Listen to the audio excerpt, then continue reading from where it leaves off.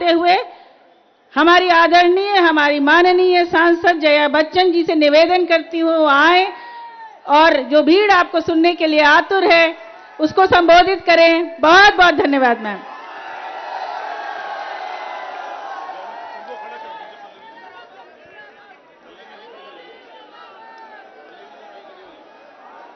नमस्कार। पल्लवी पटेल जी,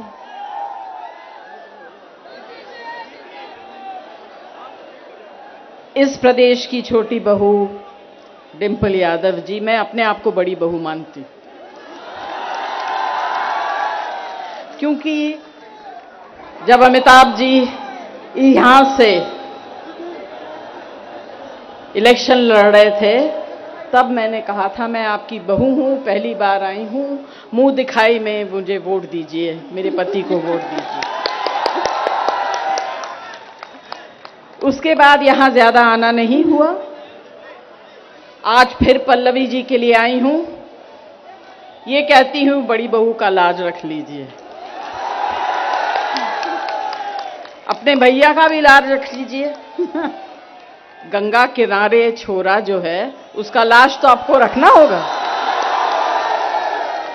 मैं पल्लवी जी आपको एक चीज बताना चाहती हूं कि अभी जब आ रहे थे हम तो मैंने देखा कि समाजवादी पार्टी के बच्चे झंडे लेकर, टोपी पहनकर, पैदल या मोटर बाइक पे या साइकिल में यहां आ रहे थे और मैंने देखा कुछ कमल वाले झंडे जा रहे थे। ये आने वाले दिनों का संदेश है। वो जाएंगे और आप आएंगी, हम सब आएंगे।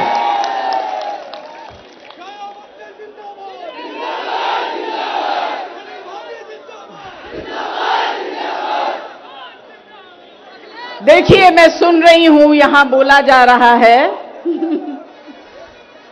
यहां से जो मंत्री जी हैं फिलहाल जातिवाद करते हैं, परिवारवाद करते हैं। अरे ये भूल जाते हैं कि आपके जो मुख्यमंत्री हैं उन्होंने तो परिवार को त्याग दिया है।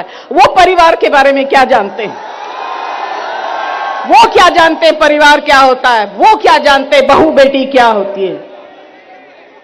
कहते हैं कि यहां औरतों की, महिलाओं की सुरक्षा नहीं है। झूठ! इन लोग झूठ के सिवाय और कुछ नहीं बोलते हैं। मैं आज 15 साल पार्लियामेंट में रही हूं, अभी भी हूं, और झूठ के सिवा इन्होंने कुछ नहीं कहा। महिलाओं के लिए हमेशा हम लड़े हैं। ये जब सत्ता में हैं और सत्ता में नहीं थे तब भी इन्होंने महिला सुरक्षा के लिए एक शब्द भी नहीं कहा। आज महिलाओं के लिए ये बातें करते हैं, कहते हैं उत्तर प्रदेश में महिलाओं की सुरक्षा नहीं है। इन लोग झूठ, ढोंगी लोग हैं। मुंबई भाषा में इनको फेंकू चंद कहते हैं। सिर्फ फेंकते रहते हैं, काम कुछ नहीं करते हैं। और पल्लवी जी, मैं आपको बताऊं, जैसे आपने कहा कि देखेंगे, देखते रहेंगे, इनका काम ही है। पिछले 5 साल से सिर्फ देख ही रहे हैं, काम कुछ नहीं किया। अखिलेश यादव जी जो काम करके गए हैं उसी को देख ही रहे हैं, खुश हो रहे हैं, पीता काट रहे हैं। उसके आगे कोई काम नहीं किया। ताकत आप लोगों के पास है। आप जिसको चाहते हैं उसे ताकतवर बना सकते हैं। ताकत हम लोगों के पास नहीं है, जो कुर्सियों पे बैठे हैं उनके पास नहीं है। इस बात को समझिए और इसको बहुत जोर से, अच्छी तरह से 27 तारीख को दम लगाकर देखिए क्या होता है। ज्यादा कुछ नहीं कहूंगी। एक छोटी सी कविता है, वो सुना दूं? इसका नाम है यूपी का लाल। कौन है यूपी का लाल? बहुत अच्छा। अब मैं जब पंक्ति पढ़ूंगी इसके बाद आप लोग यूपी का लाल बोलेंगे। बोलेंगे? जो यूपी में लाया विकास की बौछार, वो कौन है? जिसने हर यूपी की बेटी को बनाया, अपने आप को बनाया उनका ढाल, वो कौन है? जिसने जात धर्म भूल के पूरे यूपी को समझा एक परिवार, वो कौन है? जो यूपी की गद्दी में जो यूपी की गद्दी में नहीं, फिर भी यूपी वालों के दिल में बसा था 5 साल, वो कौन है? और गद्दी जाने पर भी यूपी की सेवा करने से कभी ना करा इनकार, वो कौन है? जो हर नौजवान को नौकरी देने पर तुला है, यूपी के हित में रहे, हर कर्म से जुड़ा है, वो कौन है?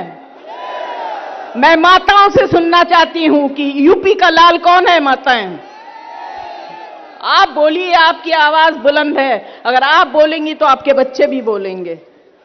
अपना भला समझिए। जिसको किसानों ने दिलवाया उनका हक, जिसने किसानों को दिलवाया उनका हक, हर गांव यहां पहुंचना, बनाया पक्की सड़क, जिसके यूपी मिट्टी का, जिसने यूपी की मिट्टी को अपनी मां समझकर रखा ख्याल, वो कौन है?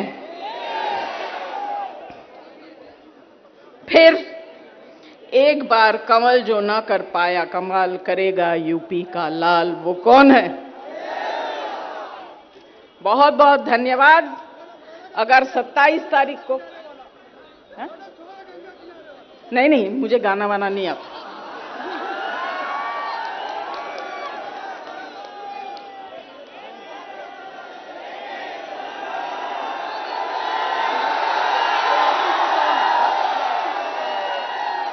भैया, ये गाना तो मुझे नहीं आता है। ये तो यूपी के छोरों को ही आता है। मैं पैदा हुई मध्य प्रदेश में, बंगाली परिवार में। मेरी शादी उत्तर प्रदेश में हुई। ये मेरा ससुराल है।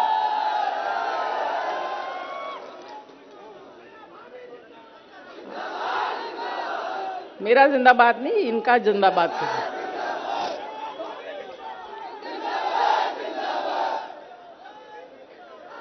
हमारे यहाँ मेरी बेटी की शादी पंजाबी से हुई। मेरी बेटी की शादी पंजाबी से हुई, मेरे बेटे की सारी शादी साउथ इंडियन से हुई। तो हमारे परिवार में कभी जात पात, देश प्रदेश कुछ नहीं है। मगर जैसा आप लोग जानते हैं, गंगा किनारे छोरा जो है वो हमेशा गंगा का ही रहेगा। वो मुंबई के समुद्र का नहीं हो सकता। आप लोगों को बहुत बहुत धन्यवाद। अभी गंगा किनारे की छोरी को जिताइए बहुमत से। आप लोगों को बहुत बहुत धन्यवाद। आप जीत गई, फिर से बुलाइए, फिर हम आ जाएंगे, फिर गाने की कोशिश करेंगे।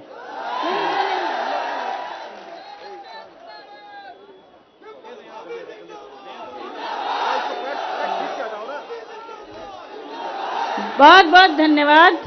अब हम सबको संबोधित करेंगी हमारी आदरणीय माननीय सांसद डिंपल यादव जी। बहुत धन्यवाद।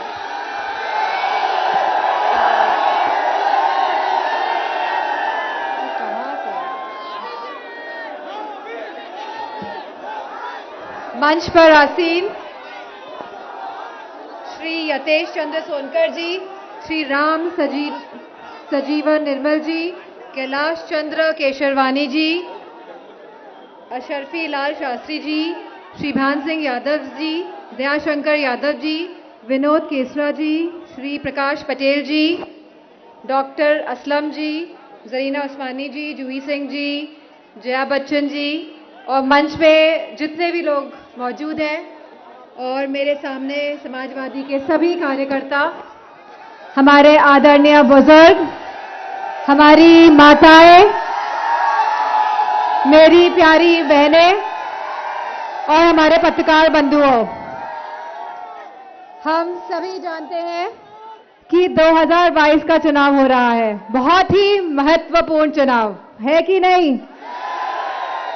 जो लोग अनाप शनाप बोल रहे हैं, अब उनको समझ आ गया कि हवाएं बदल गई हैं, मौसम बदल गया है और समाजवादी और गठबंधन की सरकार आ रही है।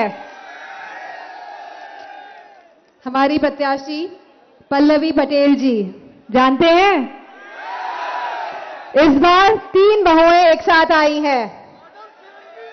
सिराथू की बहू पल्लवी पटेल जी, इलाहाबाद की बहू हमारी आदरणीय जया बच्चन जी, और मैं यूपी की बहू कह लूं अपने आप को, यूपी की बहू डिंपल यादव।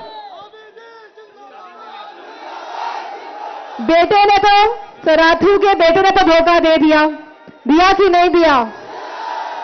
अब मेरा मानना है कि सिराथू की जनता अपनी बहू को मौका देने वाली है, और ये बहू जो एक परिवार है जिनका, जो जानती है परिवार कैसे चलाना है और जो समझती है परिवार का दुख दर्द, वो ये जिम्मेदारी लेने को तैयार है और आप सबकी जिम्मेदारी लेने को तैयार है। और मुझे पूरा भरोसा है कि पल्लवी जी जो पढ़ी लिखी है, जमीन से जुड़ी है, सिराथू के सम्मान के लिए जमीन पर तो बैठ जाएंगी, लेकिन अपने आत्मसम्मान को कायम रखेंगी और कभी भी स्टूल पे नहीं बैठेंगी।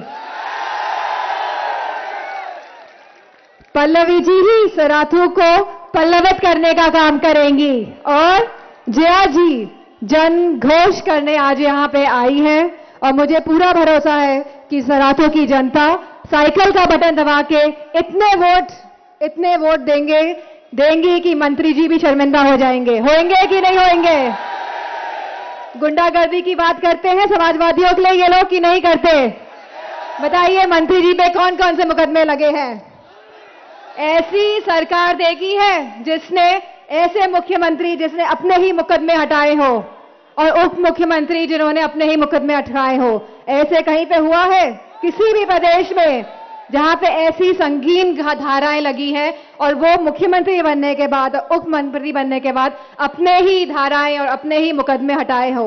तो जो लोग दूसरों पे इल्जाम लगाते हैं, वो पहले अपने गिरेबान में झांक के देख ले कि उनके क्या हाल है।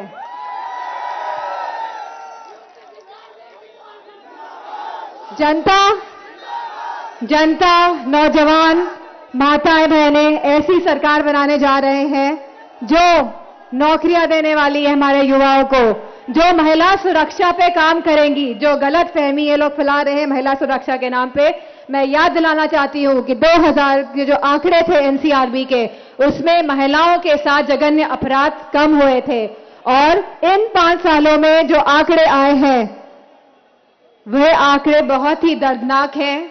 हम जानते हैं कैसी कैसी घटनाएं आज महिलाओं के संग हो रही हैं, और बगैर इसके कि इन महिलाओं का साथ दिया जाए, उनके परिवार वालों को प्रताड़ित किया जाता है। क्या हाथरस की जनता घटना भूल जाएगी? क्या हम लोग, क्या जनता हाथरस की बेटी को भूल जाएगी? हम जानते नहीं है कैसे उसको जला दिया गया था रात को, और उसको उस अंतिम संस्कार जो एक हिंदू का धर्म है, एक अधिकार है, उसको भी वो नहीं करने दिया था।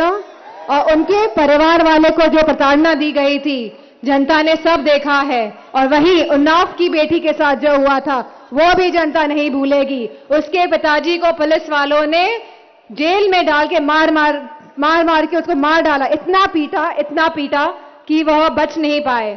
तो मैं समझती हूँ जनता तैयार है ऐसी सरकार हटाने के लिए जो जुल्म करती है, जो सितम करती है, जो जातिवाद फैलाती है। क्या आप सब लोग तैयार हैं? ये जो चुनाव होने जा रहा है, ये खाली पल्लवी जी का ही चुनाव नहीं है, ये मेरा भी चुनाव है। आप क्या हमारा सम्मान रखेंगे कि नहीं रखेंगे? दयाशंकर जी बताइए। चलिए, आप सबकी जिम्मेदारी है कि पल्लवी पटेल जी को इतने वोटों से जिताना है कि यहाँ के मंत्री जी भी शर्मिंदा हो जाएं। ये ऐसे करने से नहीं चलेगा, मैं देखूंगी। सिराथू, ये मेरा पहला प्रचार है और मैं आप लोगों से आप वादा करेंगे, वचन दे रहे हैं कि उन्हें जिता के भेजेंगे। ये मेरी बहन जैसी है और मुझे पूरा विश्वास है ये महिलाओं का सम्मान और हक की बात रखेंगी, हमारे किसान भाइयों की बात रखेंगी, युवाओं की बात रखेंगी और मुझे पूरा भरोसा है कि आप पल्लवी जी को अपना पूरा समर्थन देंगे। बहुत सारी बातें मैं कहना चाहती हूँ। ये सरकार जो मौजूदा सरकार है, डबल इंजन की सरकार है। ये बताइए कि जंग का रंग क्या होता है? जब जंग लग जाता है लोहे में, इंजन की बात हो रही है तो लोहा ही इस्तेमाल होता है इंजन बनने में। जंग का रंग क्या होता है? हाँ, कौन सा रंग होता है जंग का?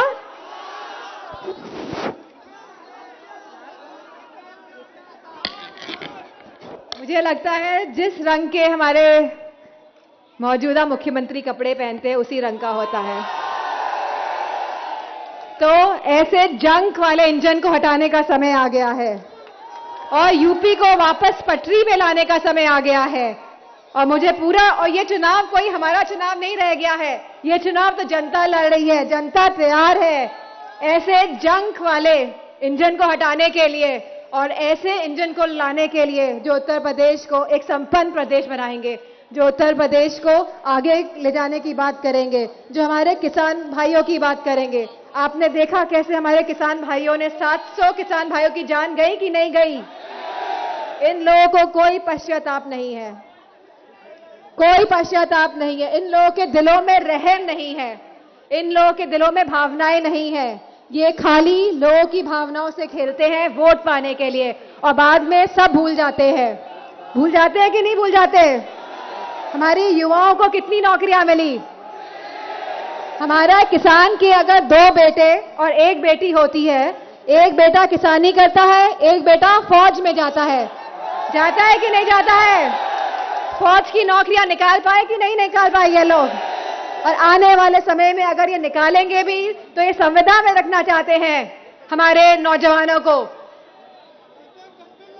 और जो एक बेटा तो फौज में जा नहीं सकता और दूसरे बेटों को रात भर जग के खेती करनी पड़ रही है कि नहीं करनी पड़ रही है? अपने खेतों की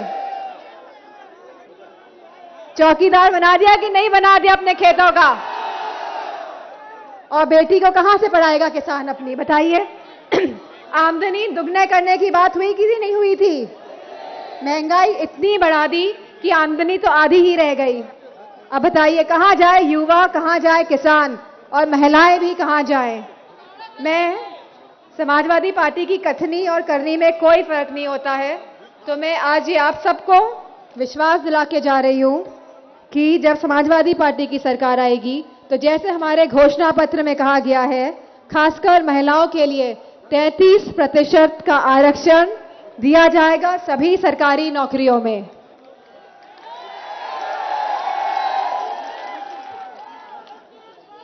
कन्या विद्याधन 12वीं पास कर लेंगी हमारी बेटियां तो उनको एक मुश्त राशि दी जाएगी 36,000 रुपए की।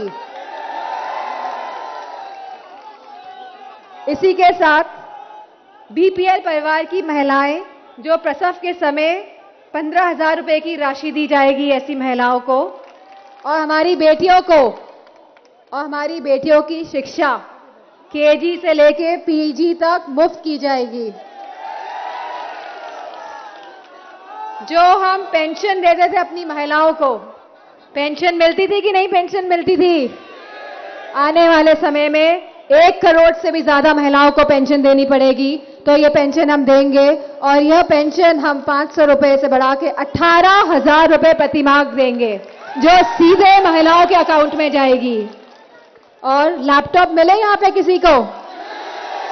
हमने सुना था लखनऊ में फोटो खिंचवाने के लिए एक कार्यक्रम कराया गया जहां पे फोन और लैपटॉप बांटे गए, लेकिन आखिरी में चुनाव आने से पहले जनता को बेवकूफ बनाने के लिए। और जब समाजवादी पार्टी की सरकार आएगी तो सब बच्चों को लैपटॉप देने का प्रावधान भी रखा गया है और दिया गया है और आने वाले समय में फिर देने का काम किया जाएगा। इसी के साथ जितने भी हमारे किसान भाइयों ने अपनी जान खोई है, जो शहीद हुए हैं, हमारे 700 किसान भाई और बुजुर्ग जन, उनको 25-25 लाख रुपए भी दिए जाएंगे। और जिन किसान भाइयों की मृत्यु हुई है सांड के द्वारा, सबसे प्रिय जानवर कौन सा है हमारे मुख्यमंत्री जी का? तो जिन हमारे किसानों की मृत्यु हुई है सांड के द्वारा, उनको भी 5 लाख राशि दी जाएगी। सभी 2 पहिए वाहन मालिकों को प्रति माह 1 लीटर पेट्रोल तथा ऑटो रिक्शा चालकों को 3 लीटर पेट्रोल व 6 किलो CNGC मुफ्त दी जाएगी। और 3 सिलेंडर साल के मुफ्त महिलाओं को दिए जाएंगे। इन लोगों ने कनेक्शन तो दे दिया और सिलेंडर की कीमत कितनी बचा दी बताइए? उन कनेक्शन का कोई काम है अब? तो समाजवादी पार्टी सरकार आने पे हर महिलाओं को 3 सिलेंडर मुफ्त दिए जाएंगे। और इसी के साथ महिला सुरक्षा को लेकर मैं कहना चाहूंगी कि समाजवादी पार्टी सरकार के आने के बाद हम महिला सुरक्षा पे खास तौर पे काम करेंगे और हर गांव में सीसीटीवी कैमरा लगाने का काम करेंगे। हर गांव में सीसीटीवी कैमरे लगाने का काम करेंगे। और एक पूरी, जिस तरह हमारे पुलिसकर्मी यहां खड़े हैं, तो पूरी महिला सुरक्षा इकाई बनाई जाएगी। महिलाओं के लिए पूरी पुलिस में एक अलग से इकाई बनाई जाएगी महिलाओं की, जिससे कि वो महिलाओं के दुख दर्द को समझेंगे और उनको एक ऐसा। इसी के साथ मैं कहना चाहूंगी कि यह चुनाव बहुत ही महत्वपूर्ण चुनाव है कि नहीं? ये युवाओं का चुनाव है, ये हमारी बेटियों का चुनाव है, ये हमारे किसानों का चुनाव है, ये हमारे सभी लोगों का चुनाव है। और बढ़ चढ़कर इस चुनाव में हिस्सा लीजिए और ऐसे हराइए यहाँ के मंत्री जी को कि उनको भी शर्म आ जाए कि कहां वो पल्लवी पटेल जी के सामने आ गए। इन्हीं शब्दों के साथ मैं अब यहां समाप्त करती हूं और मुझे पूरा विश्वास है कि आप हमारा मान सम्मान रखेंगे और पल्लवी जी को बहुत अच्छी तरह से जिता के भेजेंगे। धन्यवाद।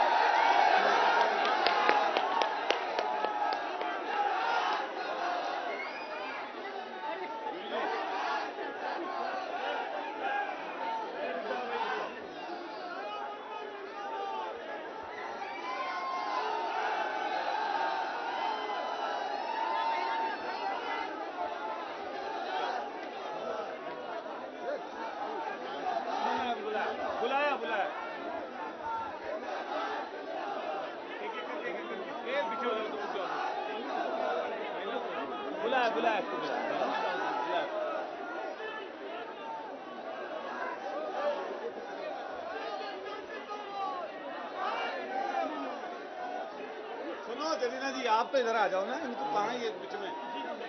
आप तो लखनऊ के, आप इधर आ जाओ ना, लोकल के लोगों को रहने दो।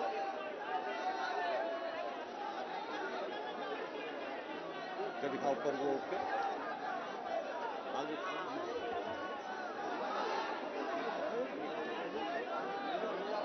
चले आंदो इसको।